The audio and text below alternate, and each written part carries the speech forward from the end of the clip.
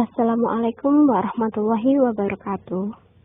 Pada kesempatan kali ini, kita akan membahas tentang prinsip-prinsip pembelajaran. Sebelum kita mengetahui apa saja prinsip-prinsip dalam pembelajaran, kita harus mengetahui tentang pengertian prinsip pembelajaran. Hakikat dari prinsip dan pembelajaran. Prinsip merupakan sebuah kebenaran atau kepercayaan yang diterima dalam berpikir maupun bertindak. Sedangkan pembelajaran adalah segala hal yang berkenaan tentang proses belajar. Dan belajar itu sendiri merupakan suatu aktivitas mental dan psikis dalam berinteraksi dengan lingkungan yang menghasilkan perubahan dan perilaku pada diri sendiri. Jadi, prinsip pembelajaran adalah landasan berpikir atau landasan bertindak yang berkaitan dengan pembelajaran dengan harapan tujuan pembelajaran tercapai dan tumbuhnya proses pembelajaran yang dinamis dan terarah. Baik, selanjutnya kita akan membahas tentang prinsip pembelajaran itu sendiri. Yang pertama yaitu perhatian dan motivasi.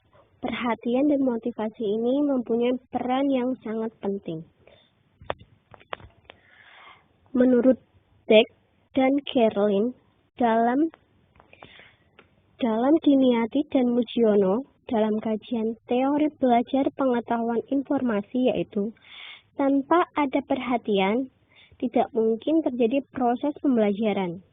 Perhatian dalam pembelajaran akan timbul pada siswa apabila bahan pelajaran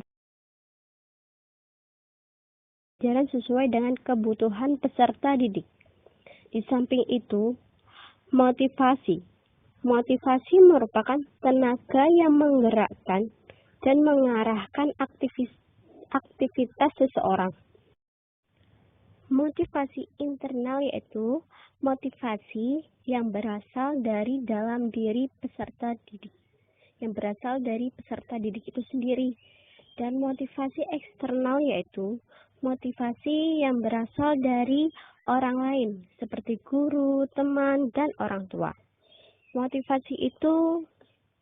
Motivasi sendiri itu dibagi menjadi dua, yaitu motivasi intrinsik dan motivasi ekstrinsik. Motivasi intrinsik yaitu tenaga pendorong yang sesuai dengan perbuatan yang dilakukan. Misalnya itu guru. Kalau motivasi ekstrinsik yaitu tenaga pendorong yang ada di luar perbuatan yang dilakukan oleh peserta didik. Tetapi menjadi penyertanya. Untuk yang kedua yaitu keaktifan. Belajar tidak bisa dipaksakan orang lain dan tidak bisa dilimpahkan kepada orang lain juga. Belajar akan terjadi apabila anak aktif mengalami sendiri. John B.W. dalam David, belajar menyangkut apa yang harus dikerjakan siswanya. Maka, inisiatif sangat diperlukan dalam diri siswa sendiri. Guru hanya sekedar pembimbing dan pengarah saja. Menurut Kolendik, dalam Dimiati dan Mujiono, tahun 2019, halaman 45, menyampaikan bahwa keaktifan siswa dalam belajar dengan hukum. Belajar memerlukan adanya latihan-latihan, sedangkan menurut psikologis, segala pengetahuan harus diperoleh melalui pengamatan dan pengalaman sendiri.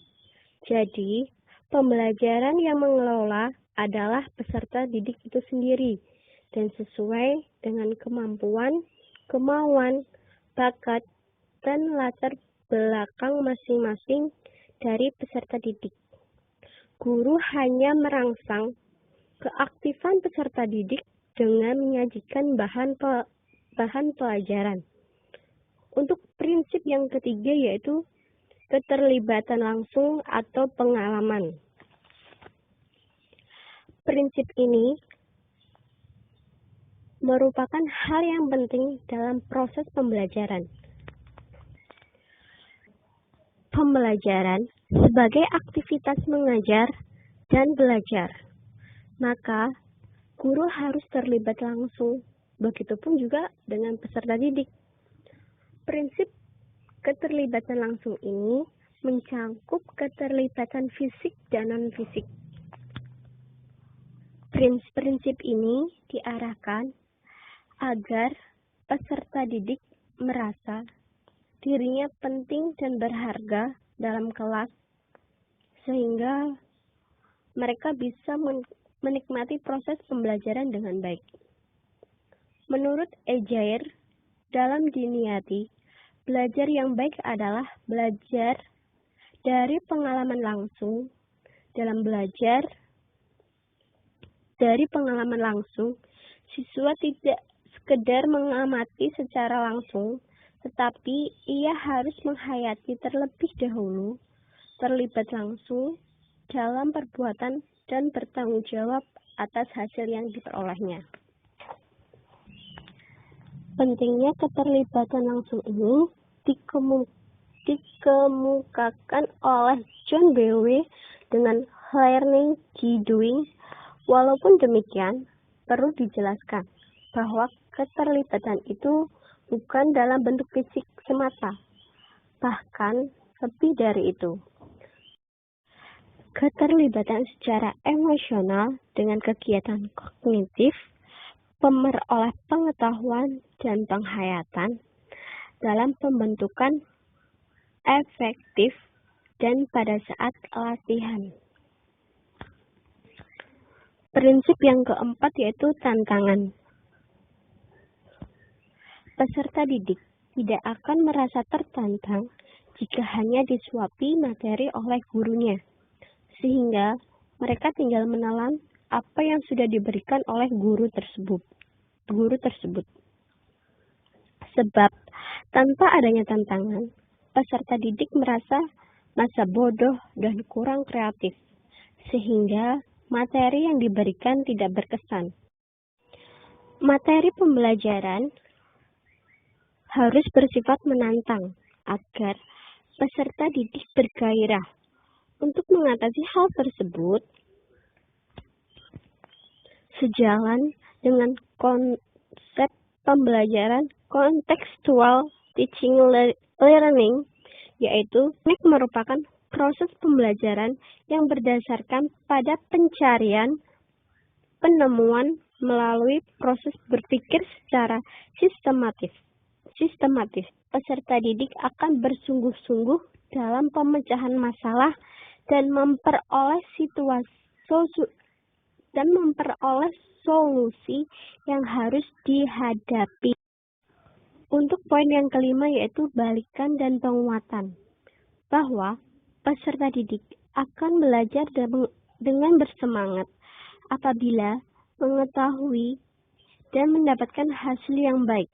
Hasil yang baik juga akan berpengaruh baik bagi usaha belajar mereka untuk selanjutnya. Untuk poin yang keenam yaitu perbedaan individual. Siswa satu dengan yang lain berbeda-beda. Mereka memiliki karakteristik psikis, kepribadian, dan sifat yang berbeda-beda juga.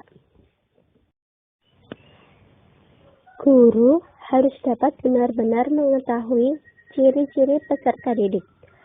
Begitu pula, guru harus mampu mengatur proses pembelajaran, mulai dari perencanaan, proses pelaksanaan, sampai tahap terakhir yaitu penilaian atau evaluasi. Sehingga peserta didik dapat mengikuti proses pembelajaran walaupun mereka memiliki walaupun mereka memiliki latar belakang yang berbeda-beda. Demikianlah, itu tadi 6 prinsip-prinsip dalam pembelajaran. Apabila ada kesalahan dalam bertutur kata, mohon dimaafkan. Kita sama-sama masih belajar. Wassalamualaikum warahmatullahi wabarakatuh.